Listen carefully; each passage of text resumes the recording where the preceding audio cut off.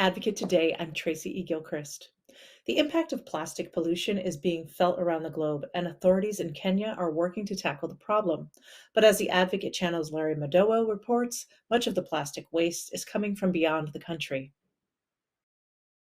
The ancient city of Lamu, a popular part of the northern coast of Kenya, but the Indian Ocean brings more than just tourists to the Lamu archipelago.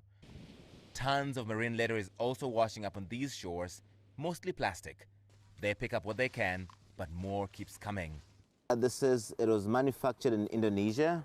Definitely, I've never seen this being sold in Kenya. Fast Clean, never seen this. That's not a brand from here. That's not a brand that's sold It over says here. manufactured in China. China. Nestle noodles, don't recognize them over here.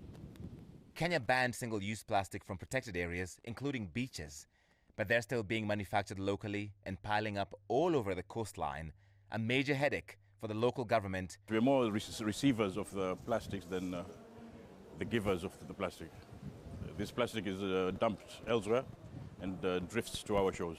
I guess we're a magnetic place, and we hope we can also attract good things and not just junk.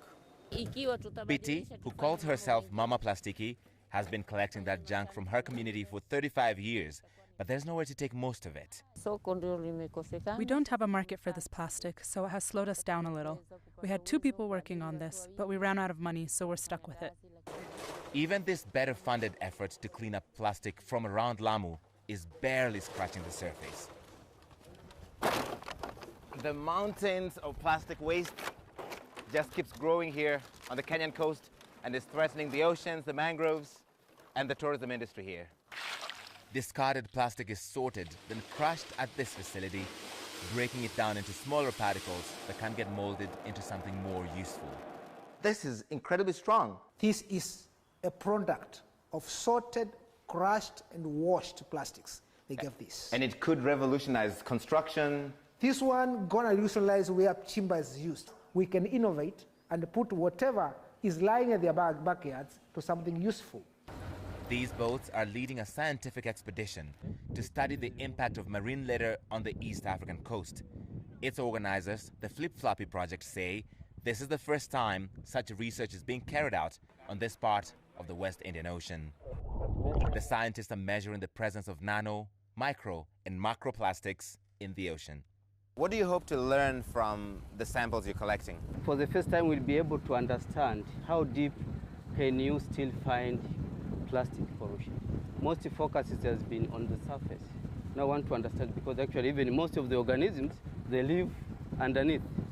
By 2050, without intervention, there will be more plastic than fish in the ocean, the UN has warned. Some of it may build the next sailing boat like this one, made entirely of flip-flops. But most of it just suffocates marine life and coastal communities. Someone needs to pay for this. This is not something that these communities and us as local organizations can support and solve. Yes, we are contributing to it, but it's a global problem. It's no different to climate change in that respect. Recycle, reuse.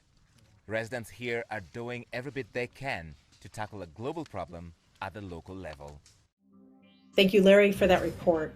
For more environmental content and coverage, open the Advocate channel wherever you stream or online at advocatechannel.com. I'm Tracy E. Gilchrist. I'll see you next time.